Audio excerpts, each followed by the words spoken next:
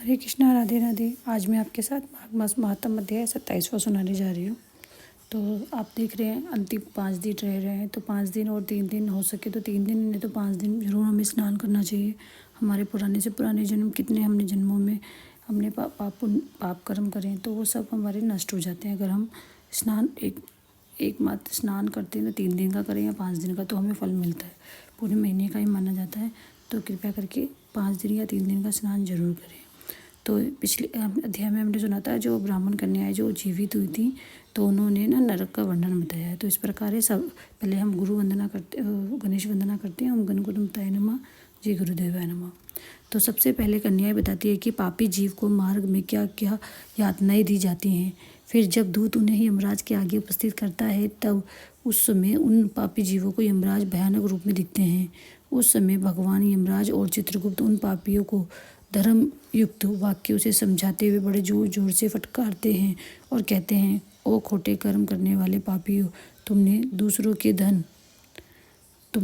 धन हड़प लिए हैं और सुंदर रूप के घमंड में आकर वराई स्त्रियों के साथ व्यभिचार किया है।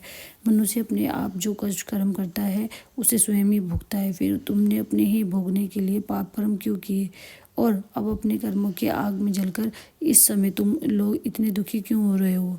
भोगो अपने कर्मों को। तो इस तरह से वो बता रहे हैं, भोगो अपने कर्मों को और इसमें दूसरे को किसी का दोष नहीं है। ये राजा लोग भी अपने भयंकर कर्मों से बच नहीं पाते। प्रेरित हो मेरे पास आए हैं। इन्हें अपनी खोटी बुद्धि और बल का बड़ा घमंड था। अरे ओ दुराचारी राजाओं, तुम लोग प्रजा का सर्वनाश करने वाले हो। अरे थोड़े समय तक रहने वाले राज्य के लिए तुमने इतने पाप क्यों किए। राज्य के लोभ में पड़कर मोहवश बलपूर्वक अन्याय से जो तुमने प्रजा जनों को दंड दिया है, इस समय उसका फल भोगो। कहाँ है वह राज्य और कहाँ गई वह रानी, तो जिसके लिए तुमने इतने पाप कर्म किए थे। तो ये पूछ रहे हैं उनसे, अब तो सब छोड़कर तुम अकेले ही यहाँ खड़े हो। बोलो, यहाँ वह बल नहीं दिखाई देता जिसने तुमने प्रजाओं का विध्वंस किया। इस समय यमदूतों की मार पड़ने पर कैसा लग रहा है। इस तरह नाना प्रकार के वचन द्वार यमराज के उलाहना देने पर वे राजा अपने कर्मों को सोचते हुए चुपचाप खड़े रह जाते हैं।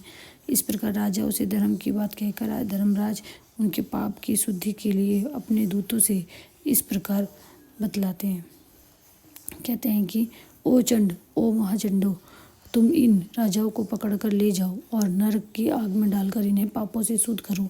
तब वे दूत उन राजाओं के पैर पकड़कर और उन्हें बड़े वेग के साथ आकाश में घुमाकर ऊपर फेंकते हैं। फिर पूरा बल लगाकर तपाई हुई शिला पर जोर से पटकते हैं। शिला पर गिरने से उनका शरीर चूर चूर हो जाता है। इसके बाद पाप की शुद्धि के लिए उन्हें नरक के समुद्र में डाल दिया जाता है। फिर उसके बाद इस पृथ्वी के नीचे नरक की 28 कोटियाँ हैं। वे 7वें तल के अंत में भयंकर अंधकार के भीतर स्थित है। उनमें से पहली कोटि का नाम घोरा है, उसके नीचे सुघोरा है, तीसरी अति घोरा है, चौथी महाघोरा है और 5वीं कोटि घोर रूपा है। छठी का नाम तरल तारा, 7वीं का नाम भयानका, 8वीं कालरात्रि और 9वीं का भयोत्कटा है। उसके नीचे 10वीं कोटि चंडा है और उसके भी नीचे महाचंडा है और 12वीं का नाम चंड कोलाहला है। उसके बाद प्रचंडा, नर, नायिका, कराला, विकराला और व्रजा है। 3 अन्य नरकों के साथ व्रजा की 20वीं संख्या है।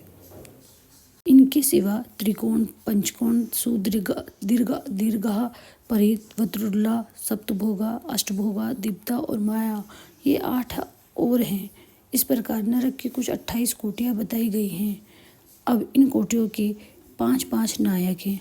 जैसा पहला रौरव, जहाँ देहधारी जीव रोते हैं। दूसरा महारौरव, जिसकी पीड़ा से बड़े बड़े जीव भी बिलक बिलक कर रोते हैं।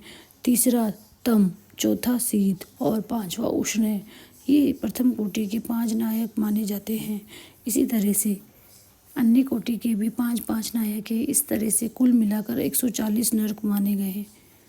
तो देखा आपने, इतना मतलब फैला हुआ नरक का पूरा इन सब में पापी मनुष्य अपने अपने कर्मों के अनुसार डाले जाते हैं और जब तक भांति भांति यातनाओं को वे द्वारा उनके कर्मों का भोग समाप्त नहीं हो जाता तब तक वे उसी में पड़े रहते हैं। जैसे स्वर्ण आदि धातु सब जब तक उनकी मेल न जाए तब तक आग में तपाए जाते हैं, इसी प्रकार पापी मनुष्य भी पाप क्षय होने तक नरकों की आग में शुद्ध किए जाते हैं। इस प्रकार कलेश सहकर जब वे शुद्ध हो जाते हैं तब शेष कर्मों के अनुसार पुनः इस पृथ्वी पर आकर जन्म ग्रहण करते हैं।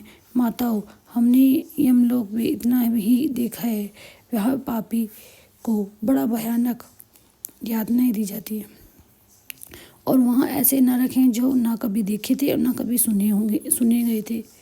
वहाँ दी जाने वाली सभी यातनाओं को ना हम जान सकती है ना तो देख सकती है। इस पर माताएं बोली, बस इतना ही कि बहुत हुआ, अब वो रहने दो। इन नरक यातनाओं को सुनकर हमारे सारे अंग शिथिल हो गए हैं, हृदय में भय सा छा गया है।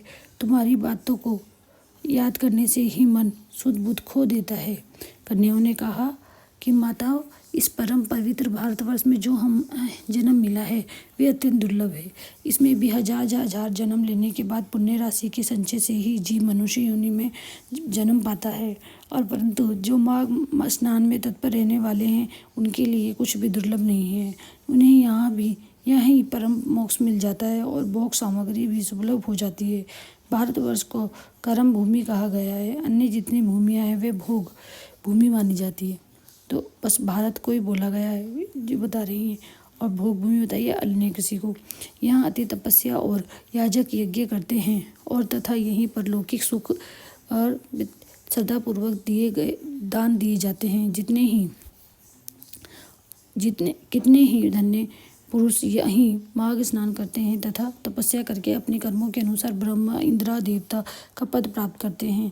ये भारत और सभी देशों में श्रेष्ठ माना जाता है क्योंकि यही मनुष्य धर्म तथा स्वर्ग और मोक्ष की सिद्धि कर सकता है। जिस जीव ने मानव जीवन पाकर भी अपना आत्मा का कल्याण नहीं किया वो तो महामूर्ख बताया गया है। तो इस तरह से कितने ही काल और योनियों के बाद मानव जीव प्राप्त करता है। इसे पाकर ऐसा करना चाहिए जिससे कि कभी नरक में ना जाना पड़े। देवता लोग भी वह ये अभिलाषा करते हैं कि हम लोग कब भारतवर्ष में जन्म लेकर माघ में प्रातः काल किसी नदी या सरोवर के जल में गोते लगाएंगे। तो इसमें भी यही बताया गया है कि कितने हम लोग देवता भी तरसते कि हाँ भी हमें स्नान करना है माघ मास में। तो ठाकुर जी की कृपा है कि हमें मानव जन्म मिला है, तो हमें और हम माधव मास हमने कंप्लीट करने जा रहे हैं और हम इसमें स्नान कर पा रहे हैं। ये सब ठाकुर जी की कृपा है। कुछ पुण्य कर्म होंगे हमारे पिछले जन्म के, तभी हम स्नान कर पा रहे हैं, अदरवाइज़ हम नहीं कर पाते। ठाकुर जी की कृपा नहीं होती तो, क्योंकि कहते हैं ना कृष्ण का नाम हम तभी ले सकते हैं जब कृष्ण कृपा हो। तो इसलिए ना हमें हो सके तो कोशिश करके आप खुद भी करना, दूसरों को भी प्रेरित करना करने के लिए कि प्लीज़ आप एटलीस्ट 3 दिन तो नहाओ या 5 दिन, 3 दिन तो नहाओ इसमें, है ना। जाने में चाहे वो गुस्सा करके चाहे नहा ले, उनका कितना अच्छा कल्याण हो जाएगा। तो इसलिए आप खुद भी कीजिए और दूसरों से भी कराइए। हरे कृष्णा, राधे राधे।